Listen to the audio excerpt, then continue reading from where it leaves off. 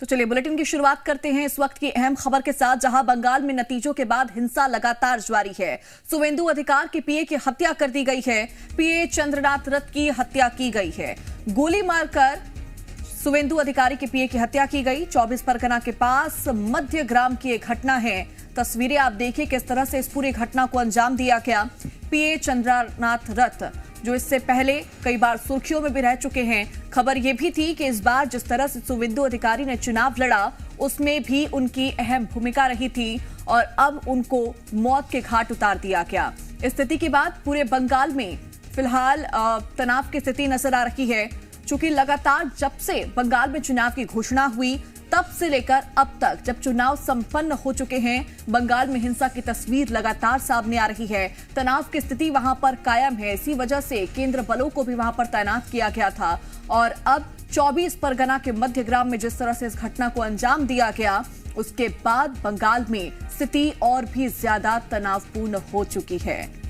तो बंगाल में नतीजों के बाद हिंसा लगातार जारी है। पश्चिम बंगाल में शुवेंदु अधिकारी के पीए चंद्रनाथ रथ की हत्या कर दी गई। जो वहां पर लोग मौजूद थे, चश्मदीद मौजूद थे, उनका कहना है कि लगातार उनके पीए की गाड़ी को पीछे से कोई ट्रेस कर रहा था, लगातार पीछा कर रहा था।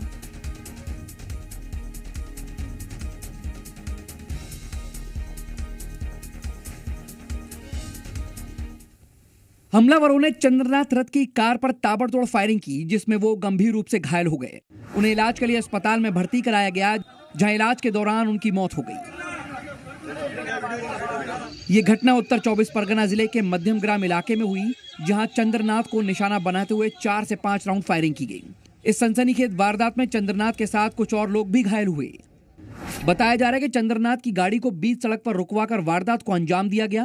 पुलिस सूत्रों के मुताबिक चंद्रनाथ की कार का पीछा एक गाड़ी ने किया और ओवरटेक करके कार को रोकने के बाद हमलावरों ने ताबड़तोड़ फायरिंग कर दी। पुलिस के मुताबिक चंद्रनाथ के सीने और सिर पर गोलियां लगी हैं।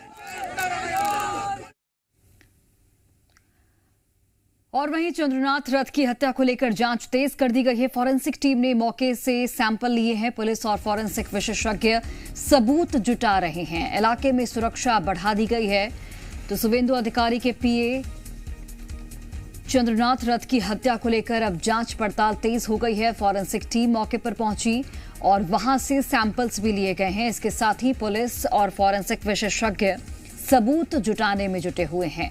इलाके में फिलहाल सुरक्षा बढ़ा दी गई है। सुरक्षा के व्यापक इंतजाम किए गए हैं क्योंकि चुनावी नतीजों के बाद लगातार पश्चिम बंगाल से हिंसा की तस्वीरें सामने आ रही हैं और ये एक बड़ी खबर है जिसमें कल देर शाम ये घटना होती है।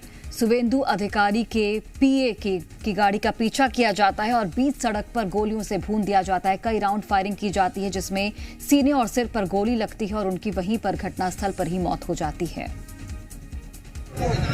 हमलावरों की टाइमिंग बड़ी ही सेट थी। चंद्रनाथ की गाड़ी को बीच सड़क पर रुकवाकर वारदात को अंजाम दिया गया। पुलिस सूत्रों के मुताबिक 2 वाहन चंद्रनाथ की कार का पीछा कर रहे थे। इसमें एक कार और एक बाइक भी शामिल थी। कार ने चंद्रनाथ की गाड़ी को ओवरटेक किया और कार को गाड़ी के आगे लगा दिया, जिसके बाद बाइक सवार हमलावरों ने उन पर ताबड़तोड़ गोलियां चला दी। बताया जा रहा है कि मोटरसाइकिल पर रजिस्ट्रेशन प्लेट नहीं थी। अब पुलिस जशोर रोड पर लगे सीसीटीवी फुटेज को खंगाल रही है, जहां ये घटना हुई थी।